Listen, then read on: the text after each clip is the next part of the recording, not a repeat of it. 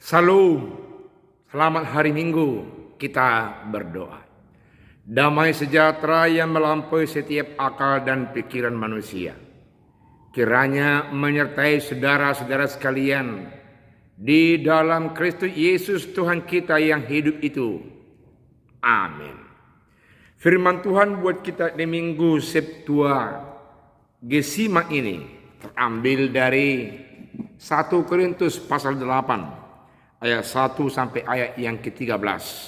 Seperti ini bunyi firman Tuhan. Tentang persembahan berhala. Tentang daging persembahan berhala kita tahu.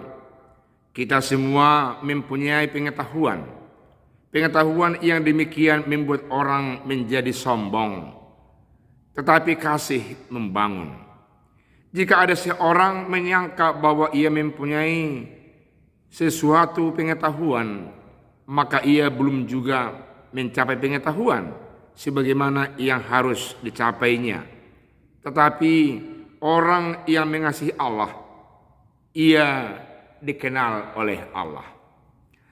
Tentang hal makanan daging persembahan berhala kita tahu, tidak ada berhala di dunia dan tidak ada Allah lain daripada Allah yang Esa. Sebab sungguh pun ada apa yang disebut Allah, baik di surga maupun di bumi. Dan memang benar ada banyak Allah dan banyak Tuhan yang demikian. Namun bagi kita hanya ada satu Allah saja, yaitu Bapa, yang daripadanya berasal segala sesuatu dan yang untuk Dia kita hidup. Dan satu Tuhan saja, yaitu Yesus Kristus, yang olehnya segala sesuatu telah dijadikan dan yang karena Dia kita hidup. Tetapi bukan semua orang yang mempunyai pengetahuan itu. Ada orang yang karena kasih terus terikat pada berhala-berhala. Makan daging itu sebagai daging persembahan berhala. Dan oleh karena hati nurani mereka lemah, hati nurani mereka itu menolak olehnya. Makanan tidak membawa kita lebih dekat kepada Allah. Kita tidak rugi apa-apa kalau tidak kita makan, dan kita tidak untung apa-apa kalau kita itu makan. Tetapi janganlah supaya kebebasanmu ini jangan menjadi batu sandungan bagi mereka yang lemah.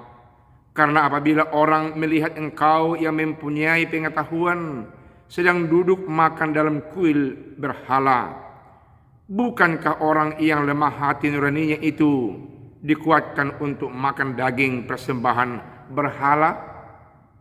Dengan jalan demikian orang yang lemah, yaitu saudaramu yang untuknya Kristus telah mati, menjadi binasa karena pengetahuanmu itu. Jika engkau secara demikian berdosa terhadap saudara-saudaramu dan melukai hati nurani mereka yang lemah, engkau pada hakikatnya berdosa terhadap Kristus. Karena itu apabila makanan menjadi batu sandungan bagi saudaraku, aku untuk selama-lamanya tidak akan mau makan daging lagi, supaya aku jangan menjadi batu sandungan bagi saudaraku. Demikian firman Tuhan. Saudara-saudara yang kekasih, firman Tuhan sangat menyentuh kepada jantung pergumulan hidup orang secara praktis. Ternyata firman Tuhan sangat tajam untuk menyoroti, melihat soal makanan-makanan yang bisa menjadi batu sandungan atau tidak bagi orang lain. Ternyata ada firman Tuhan yang menyoroti bagaimana soal pengetahuan yang tanpa kasih, maka pengetahuan itu bisa menjadi batu sandungan bagi orang lain. Dan pergumulan-pergumulan seperti ini banyak sekali ditemukan ketika itu di tengah-tengah jemaat yang ada di Korintus. Kita tahu bukan bahwasanya di Korintus itu banyak lapisan-lapisan masyarakat secara ekonomi, secara politik, budaya, dan lain-lain. Konon menurut fakta sejarah dan juga yang kita dengarkan dari cerita lisan antara orang yang percaya dengan orang yang percaya pada generasinya. Ada lapisan orang-orang yang sungguh-sungguh lumayan ekonominya, katakanlah orang-orang perbankan, yang bersekutu mendengarkan berita tentang Kristus dan membentuk komunitas yang disebut dengan komunitas Paulus. Day by day, hari demi hari, persekutuan ini berkembang. Masuk di sana di lapangan itu, di komunitas itu, level kehidupan ekonomi yang lemah, katakanlah mereka pekerja-pekerja pelabuhan yang pada sore hari keluar dari pelabuhan tapi sudah tertampung, terfasilitasi. Mereka yang jenuh, yang lelah, yang capek itu dalam persekutuan orang Kristen yang ketika itu masih masih di stigma sebagai sekte atau persekutuan yang liar dari komunitas orang-orang Yahudi. Bukan hanya mereka golongan yang kita katakan buruh, tapi orang yang tergolong hamba juga. Pada malam hari jam-jam 8 ke atas, mereka yang sudah lepas dari pekerjaan, mereka masuk dalam persekutuan itu dan mereka merasakan mereka tersambut di sana. Karena apa? Karena pengenakan firman yang disampaikan di sana. Tidak ada orang Yahudi, tidak ada orang Yunani, tidak ada orang kaya, orang merdeka, orang yang tertawan, tapi mereka sama semua. Dan mereka menganggap ini sebuah komunitas yang menampung kehidupan mereka, yang membanggakan mereka, yang membuat mereka bisa berkarya, beridentitas, dan mereka merasa hak ajasinya sama di sana antara satu dengan yang lain. Saudara-saudaraku yang kekasih, ternyata saudara-saudara, dalam kehidupan yang seperti ini, tidak semua memiliki pengetahuan yang sama dari sudut kekristenan terhadap segala sesuatu gejala kehidupan yang masih terjadi di luar sana. Katakanlah soal makanan. Makanan tentang daging. Saudara-saudara, masih banyak yang memang mengkonsumsi daging. Saya kira tidak salah kita mengkonsumsi daging. Tapi adakah di antara kita yang vegetarian, yang tidak mau makan daging dan memakan sayur-sayuran? Ya bagus juga. Tapi ingat saudara-saudara yang tensinya tinggi, sudah bermasalah. Demikian juga barangkali yang sudah penyakit diabetes. Dan yang lain-lain lagi yang tidak cocok dengan kesehatannya makan daging. Hindarilah itu. Cari pengetahuan tentang itu supaya saudara tidak tersandung ketika orang memakan daging. Persoalan di Korintus adalah bahwasanya di luar sana masih banyak praktek-praktek yang mendewakan Allah-Allah kecil, dewa-dewa kecil yang tidak sebenarnya berkuasa dalam kehidupan praktek sehari-hari. Dan sebagian orang yang masuk dalam persekutuan itu yang sudah matang berpikir bahwa mereka tidak tersandung kalaupun banyak orang yang mempersembahkan makanan-makanan di luar sana kepada dewa-dewinya. Tapi jangan salah, di sisi lain banyak orang yang masih silau melihat itu, merasa itu berdosa.